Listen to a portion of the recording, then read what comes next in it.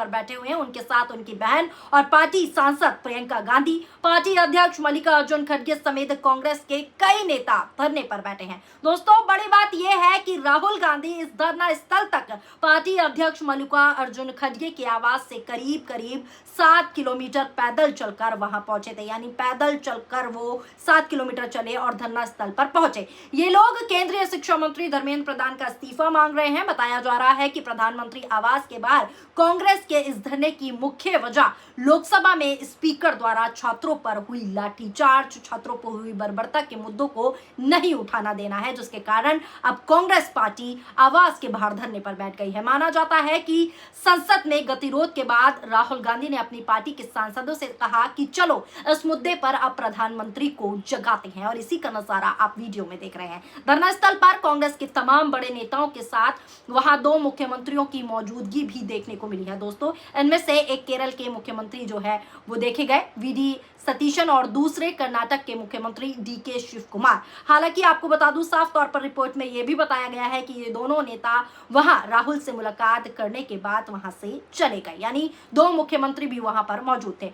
इस धरने में साफ तौर पर प्रधानमंत्री इस्तीफा दो के नारे भी लगाए गए। ये नेता छात्रों के खिलाफ कल पुलिस के बल प्रयोग के मामले में प्रधानमंत्री नरेंद्र मोदी के इस्तीफे की मांग करते हुए प्रधानमंत्री आवास के निकट धरने पर बैठे हैं, जिसकी तस्वीरें हम आपको स्क्रीन पर लगातार दिखा रहे हैं। प्रधानमंत्री के आवास 7 लोक कल्याण मार्ग के निकट धरने पर बैठे कांग्रेस नेताओं ने यहां पर प्रधानमंत्री इस्तीफा दो के नारे लगाए, जो कि वीडियो में आपने साफ तौर पर सुन भी लिया होगा। वीडियो मैंने आपको दिखाई जो कांग्रेस की तरफ से शेयर की गई है। इससे पहले राहुल गांधी ने कहा कि पुलिस कार्रवाई को लेकर प्रधानमंत्री नरेंद्र मोदी को माफी मांगनी चाहिए और पद से इस्तीफा दे देना चाहिए। इसी बीच एक और बड़ी खबर जो है, ताजा अपडेट निकलकर सामने आ रही है, वो भी मैं आपको दे देती हूँ। राहुल गांधी ने उन छात्रों से मिलने का फैसला किया जो प्रदर्शन के दौरान घायल हुए थे और अस्पताल में भर्ती बताए जा रहे हैं। इसके बाद दिल्ली की राजनीति का पूरा माहौल जो है पूरी तरीके से बदलता हुआ नजर आ रहा है। आप भी देखिए, राहुल गांधी खुद घायलों से मिलने, घायल छात्रों से मिलने कैसे अस्पताल पहुंचे हैं। नजर डालिए इस वीडियो पर। तो देखा आपने, राहुल गांधी कांग्रेस के कई वरिष्ठ नेताओं के साथ अस्पताल पहुंचे, जिसकी तस्वीरें भी मैंने आपको दिखाई, जहां घायल छात्रों से उन्होंने मुलाकात की।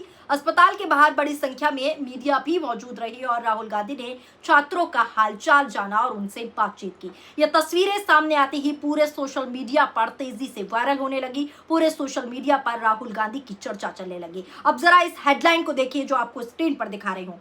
पीएम चुप क्यों है, छात्रों के साथ लाठीचार्ज पर बोले राहुल गांधी, घायलों से मिलने अस्पताल भी पहुंचे। एक और हेडलाइन देखिए जो आपकी स्क्रीन पर मैं आपको दिखा रही हूं। अगला हेडलाइन है, राहुल और प्रियंका गांधी ने प्रदर्शन में घायल छात्रों से अस्पताल जाकर की मुलाकात, प्रधानमंत्री मोदी पर बरसे। अब आपको विस्तार से रिपोर्ट भी बता देती हूं कि क्या कुछ पीएम मोदी को लेकर राहुल गांधी ने कहा और किस तरीके से कांग्रेस बरसी है। लोकसभा में विपक्ष के नेता राहुल गांधी ने राजधानी दिल्ली में प्रदर्शनकारी छात्रों पर हुई पुलिस कार्रवाई को लेकर केंद्र सरकार पर तीखा और बड़ा हमला बोला है। संसद परिसर के बाहर राहुल गांधी ने कहा कि प्रधानमंत्री नरेंद्र मोदी इस पूरे मामले पर चुप आखिर क्यों है। उन्होंने कहा कि प्रधानमंत्री नरेंद्र मोदी को माफी मांगनी चाहिए और पद से इस्तीफा दे देना चाहिए। इसी बीच आपको बता दूं, राहुल गांधी और कांग्रेस सांसद प्रियंका गांधी वाड्रा मंगलवार को दिल्ली के राम मनोहर लोहिया अस्पताल पहुंचे, जिसकी तस्वीरें हम आपको दिखा चुके हैं। दोनों ने पुलिस कार्रवाई में घायल हुए प्रदर्शनकारी छात्रों से मुलाकात की और उनका हालचाल जाना, जिसकी तस्वीरें आप लगातार स्क्रीन पर देख रहे हैं। राहुल गांधी ने संसद परिसर में संवाददाताओं से साफ तौर पर बात भी की और बात करते हुए कहा कि छात्रों की पिटाई के लिए गृह मंत्री अमित शाह को भी त्याग पत्र देना चाहिए। उन्होंने कहा कि कई विपक्षी नेताओं के साथ लोकसभा अध्यक्ष ओम बिरला से मुलाकात कर छात्रों से जुड़े मुद्दे पर सदन में चर्चा करने की मांग की गई।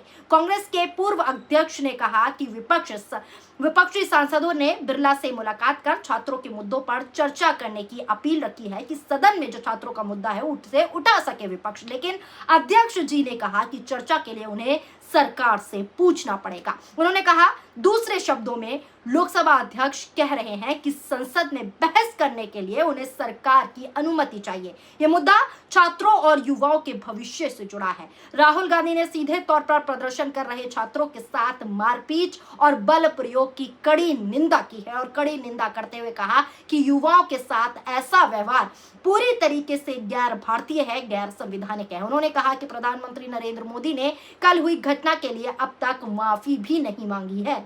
अब दोस्तों बात करते हैं जंतर मंतर की स्थिति की। मौजूदा तस्वीरें क्या कह रही हैं। आज वहां का माहौल दोस्तों पूरी तरह बदला हुआ दिखाई दिया। प्रदर्शन स्थल पर बड़ी संख्या में छात्र मौजूद रहे, जगह जगह नारेबाजी हो रही थी और प्रदर्शन अभी भी जारी है। बड़ी संख्या में प्रदर्शनकारी अभी भी शांतिपूर्वक तरीके से वहां प्रदर्शन कर रहे हैं। कई छात्रों का कहना था कि वो अपनी मांगों को लेकर शांतिपूर्ण तरीके से आवाज उठा रहे हैं। वहीं पुलिस की भी बड़ी तैनाती देखने को मिली। दिल्ली का ये प्रदर्शन दोस्तों अब सिर्फ एक विरोध नहीं बल्कि एक बड़ा राजनीतिक मुद्दा जो है बनता हुआ दिखाई दे रहा है और चारों ओर इसी की चर्चा चल रही है। और सबसे बड़ा सवाल दोस्तों यही है कि इस पूरे घटनाक्रम का राजनीतिक असर क्या होगा।